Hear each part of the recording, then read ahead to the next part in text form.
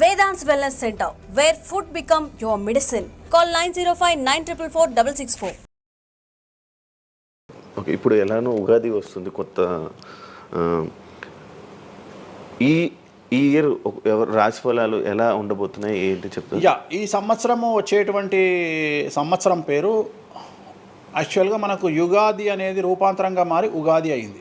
యాక్చువల్గా యుగాది అది ఉగాదిగా మారింది. ఈ సంవత్సరము పేరు శ్రీ విశ్వ వసునామ సంవత్సరము.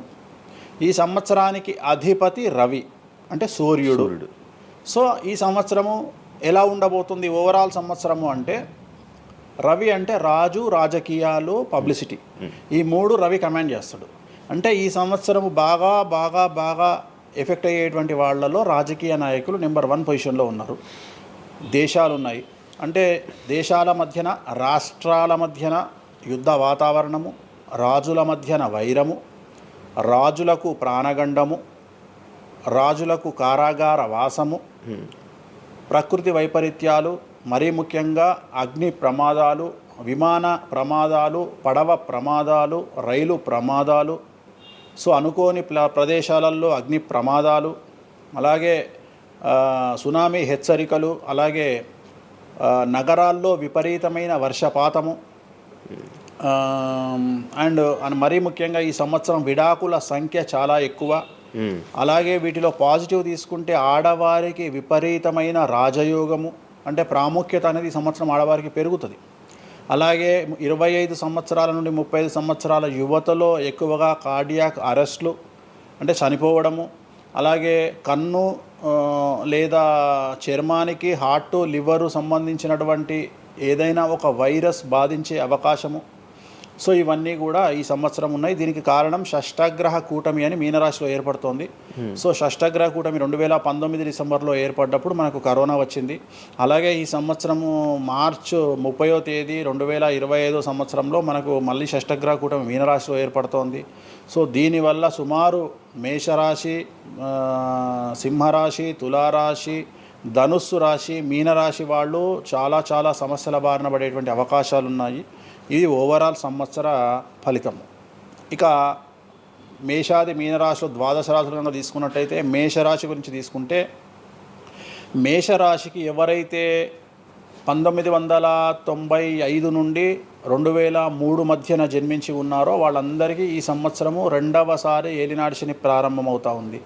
సో రెండవసారి ఏలినాటి శని అనేది చాలా డేంజరు. సో న్యాయపరమైన చిక్కులు, ఆర్థికపరమైన చిక్కులు, సమాజంలో చెడ్డ పేరు, అనారోగ్య సమస్యలు, అలాగే ఆర్థిక అస్తవ్యస్తము, అంటే సరి అయినటువంటి నిర్ణయాలు తీసుకోకుండా ల్యాండ్ కొన్నా, ప్లాట్లు కొన్నా, ఫ్లాట్లు కొన్నా, ఇండ్లు కొన్నా లిటిగేషన్ అయ్యే అవకాశము, పెట్టుబడిలో విపరీతమైన ధన నష్టము, అలాగే తల్లిదండ్రులలో ఒకరికి ప్రాణగండాలు. సో ఇవన్నీ, అలాగే వీసాలు రిజెక్ట్ అవ్వడము, H1B వీసాలు క్యాన్సిల్ అవ్వడము, ఇండియాకు రావడం వేరే దేశం నుండి, ఉద్యోగం కోల్పోవడము, అలాగే ఆర్థిక నష్టము, ఇవన్నీ కూడా కనిపిస్తూ ఉన్నాయి ఈ సంవత్సరం మేషరాశి వారికి. మరి ఏం చేయాలా అంటే, నలుపు రంగు దుస్తులకు దూరంగా ఉండాలి. తిరునల్లార్ శనీశ్వర ఆలయంలో ప్రత్యేకమైన శని పూజ నిర్వహించుకోవడం ద్వారా సమస్యల నుండి బయటపడేటువంటి అవకాశాలు 100కి 100% ఉన్నాయి. నెక్స్ట్ వృషభ రాశి. ఈ సంవత్సరం 100కి 100% అనుకూలంగా ఉన్నటువంటి రాశి వృషభ రాశి. పట్టిందల్లా బంగారంగా ఉంటుంది, ఏది చేసినా సక్సెస్ కనిపిస్తుంది. గత 5 సంవత్సరాల నుండి పడుతున్నటువంటి కష్టాలన్నీ తొలగిపోతాయి. సో ఆర్థికంగా విపరీతంగా ఉంటుంది. వ్యాపారంలో రూపాయికి 10 రూపాయల లాభం వస్తుంది. ఉద్యోగస్తులకు ట్రాన్స్ఫర్స్ ఉంటాయి, ప్రమోషన్లు ఉంటాయి. ప్రభుత్వ ఉద్యోగస్తులకు మ్యూచువల్ కింద భార్యాభర్తలు ఒకే ప్రదేశానికి వచ్చేటువంటి అవకాశాలు కనిపిస్తూ ఉన్నాయి. విద్యార్థులకు ఉత్తీర్ణత శాతం ఉంటుంది. అలాగే కోరుకున్నటువంటి యూనివర్సిటీలో ప్లేస్మెంట్స్ దొరుకుతాయి. అలాగే విదేశీ వీసాలు అప్రూవ్ అవుతాయి. రైతులకు 2 పంటలు అనుకూలంగా ఉంటాయి. కళాకారులకు మంచి కార్యక్రమాలు వస్తాయి. విదేశాల్లో కార్యక్రమాలు నిర్వహిస్తారు కళాకారులు. సో ఏ రకంగా తీసుకున్నా వృషభ రాశి వారికి అనుకూలమైన ఫలితాలు ఉన్నాయి, ఎటువంటి రెమెడీస్ అవసరం లేదు.